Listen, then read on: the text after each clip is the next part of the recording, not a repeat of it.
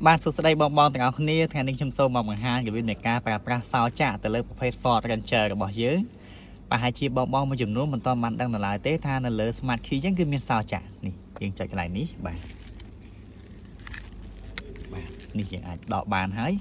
ចឹងសោចាក់នេះយើងទុកប្រើនៅពេលណាគឺទុកប្រើនៅពេលឧទាហរណ៍ថា Smart Key យើងអស់ថ្មឬមួយក៏ឡានយើងអស់អាគុយអញ្ចឹងយើងចាក់ដើម្បីបើកទ្វារចូលក្នុងឡានបាទនេះនេះយើងឃើញប្រឡោះនេះសម្រាប់ចាក់សោនេះបាទយើងអាចយកសោនេះមកចាក់បានដើម្បីបើកទ្វារចូលក្នុងឡានបាទហើយមុខងារមួយទៀតគឺយើងអាចប្រើប្រាស់បានសម្រាប់ធ្វើការ lock មិនឲ្យអ្នកខាងក្នុងបើកទ្វារបានចេញខាងក្រៅសម្រាប់បងដែលមានកូនតូចយើងហៅថា child lock យើងឃើញប្រឡោះនេះយើងយកសោមកចាក់នៅកន្លែងនេះមកហើយយើងមកវល់ខាងស្ដាំហើយយើង lock បាទយើងបិទទ្វារបែបនេះគឺអ្នកខាងក្នុងគាត់បើកទ្វារអត់ចេញទេប៉ុន្តែយើងខាងក្រៅយើងអាចបើកទ្វារចូលទៅខាងក្នុងបានបាទនេះគឺជាមុខងារសុវត្ថិភាពមួយដែរបាទសូមអរគុណ